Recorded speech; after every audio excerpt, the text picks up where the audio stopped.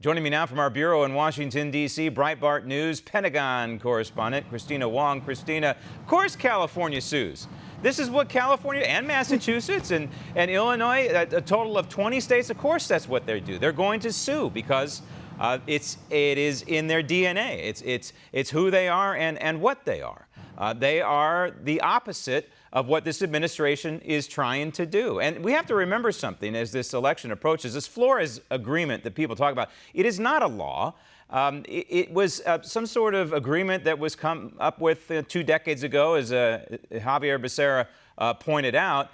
It is not written in stone. It is a policy. It's a policy that is subject to change, and is subject to change by the President of the United States, who wants to put the American people first. The interests of the American people first. What a notion. What an idea. It's a foreign concept to the people in California.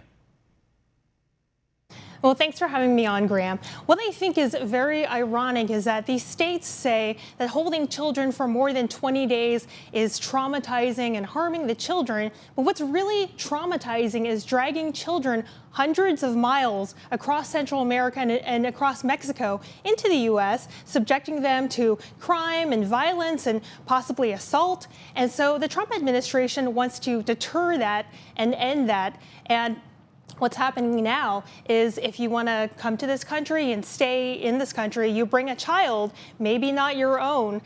You come into the country, you wait for 20 days, and then you disappear. So the Trump administration is trying to fix that. Right. It's a no-brainer, right? It's tantamount to child abuse, what these people are doing by using their children, whether they're children or they're borrowed children, dragging them hundreds of miles and violating our sovereignty. We should have child protective services down at the border, and we should be charging these adults, whether they're parents or not, that we should be charging them. If they're in our country, then they're subject to our laws. They need to be charged with child abuse.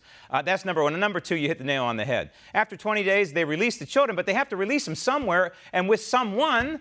And so they are released into the fabric of our society, potentially never to be seen again. And the Democrats in California and in Massachusetts and wherever else know this. This is part of their playbook. This is part of the Democrat manual right now. But as far as the election is concerned, it seems as though the Democrat candidates are fully ignoring this issue, except when brought up once in a while anecdotally during a debate. At some point during the general election, whoever the nominee is, they're going to go head-to-head with the buzzsaw, the border president, the man who owns this issue, and quite possibly, if you believe the polling, it could be Joe Biden.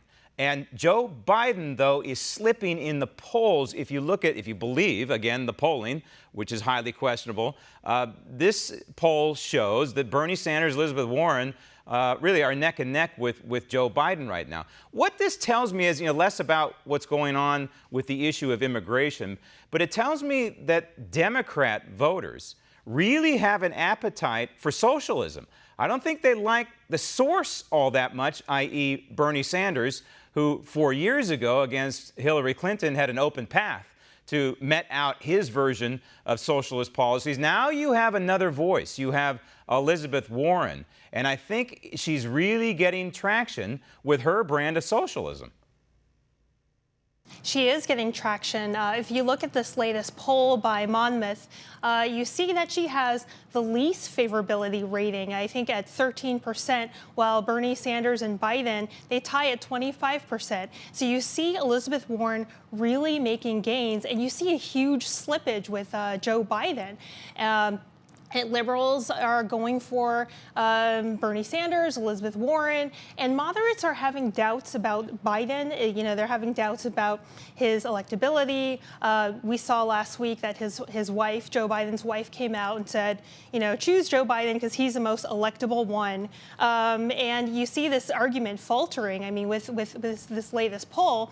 And we'll see with more polls, but it looks like he may be in trouble. Yeah, and Joe Biden realizes that, of course, it's all about Iowa. That's the first test for him, and he doesn't want to leave any stone unturned. He's got an ad running here. We're 6 months away.